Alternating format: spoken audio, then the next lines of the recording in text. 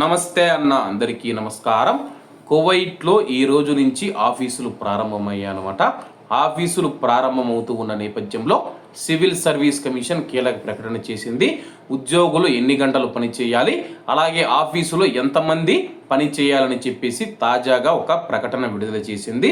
వివరాల్లోకి వెళితే కువైట్లో అత్యవసర సేవలు అందించేందుకు ఉద్యోగుల ప్రత్యేక హాజరును కనిష్ట స్థాయికి తగ్గించిందనమాట.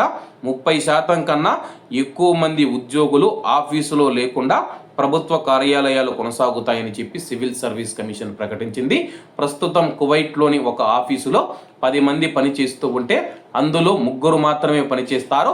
మిగతా 7 మంది వర్క్ ఫ్రం హోమ్, ఇంటి దగ్గర నుంచే పనిచేస్తారని చెప్పేసి ప్రస్తుతం ఇది అమలులో ఉందని చెప్పేసి ప్రస్తుతం ఉన్న యుద్ధ పరిస్థితుల నేపథ్యంలో ఈ నిర్ణయం తీసుకున్నట్లు కువైట్ సివిల్ సర్వీస్ కమిషన్ తెలిపింది.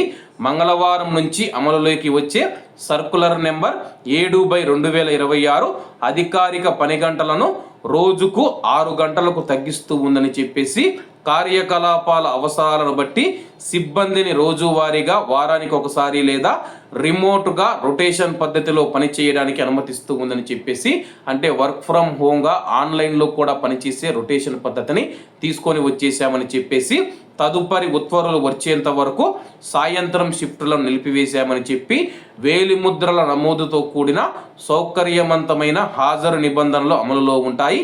పని గంటలు తగ్గిన ఉద్యోగులు రోజుకు 4 గంటలు పనిచేస్తారని చెప్పి అసాధారణ పరిస్థితులలో కువైటీ పౌరులు మరియు ప్రవాసుల భద్రత పట్ల, ప్రాణాలను మరియు ఆస్తులను కాపాడాల్సిన జాతీయ బాధ్యత పట్ల నాయకత్వం యొక్క నిబద్ధతను ఈ సర్కులర్ ప్రతిబింబిస్తూ ఉందని చెప్పేసి సివిల్ సర్వీస్ కమిషన్ తెలిపింది.